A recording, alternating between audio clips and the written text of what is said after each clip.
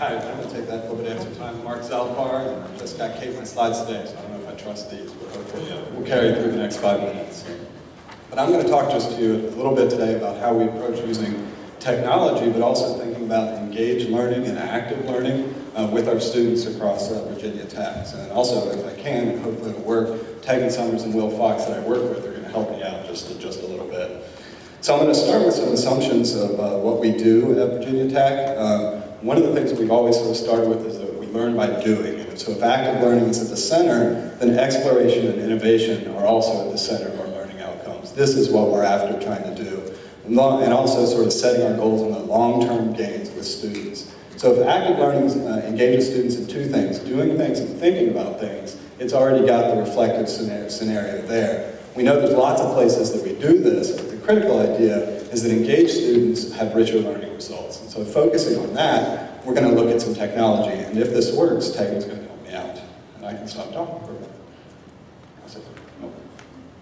Technologies that promote the process of learning and student engagement. So when students are able to make connections between experiential learning, extra co-curricular activities, and what they're learning in class, those kinds of connections lead to higher student engagement.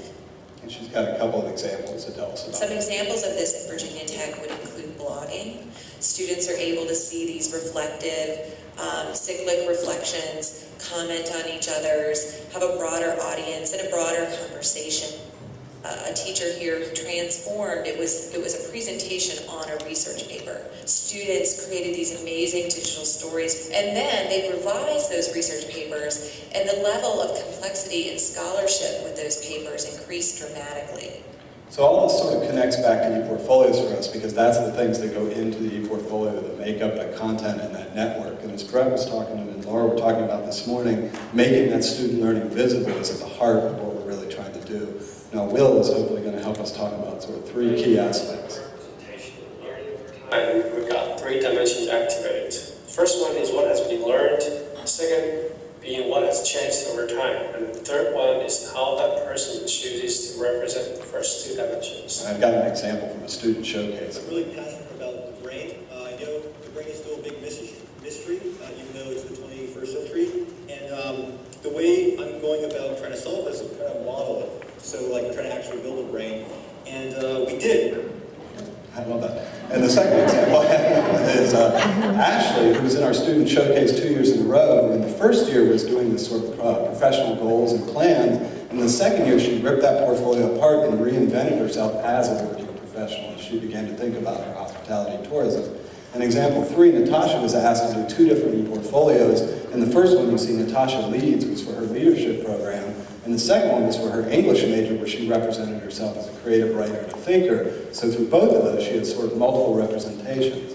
So what does all this have to do with multimodality? And we've heard that term sort of thrown around here, and sometimes it has to do with technology, and sometimes it has to do with how we learn. Both of those things sort of work together, I think, for us. But what we really sort of come out of that is that we understand learning is contextual to the moment and the event. So ePortfolios really do that, support that idea of multimodal learning. We've looked, as we think about all these different approaches, we can see how ePortfolios help us reflect across different systems. We do ask students to represent themselves in different ways, and we use different modes of technology, story, image, text, video, all sorts of different things. And here's an example of a teacher who was asked to video record her practice and then also write around that. And so that could be an example of multimodal thinking. Or take Quinn again, who's a pretty good example. As a neuroscientist, he's modeling all these sort of high-level concepts, but he's also an artist, and he tells us sort of very directly in his portfolio what role that art plays in his neuroscience or in the rest of his life, which is a very different approach. So this is sort of how it all fits together for us. By focusing on active learning principles and engaging students in meaningful activities that ask for different modes of thinking and doing, students learn more, and they learn more deeply, or at least that's the assumption we're progressing on. So ePortfolios are a great place to reflect on that and to represent that meaningful learning. Active technologies, those that we ask students to do and to think about things as they do it, encourages that creativity, that engagement, and ultimately more innovation with our students. So these are my questions as we sort of focus there. If that's true, that learning is a context, how does that instructor untangle that context from 150 more students? Ultimately, should it be even the instructors that are deciding on these modalities, or should we involve the students as they bring these things back?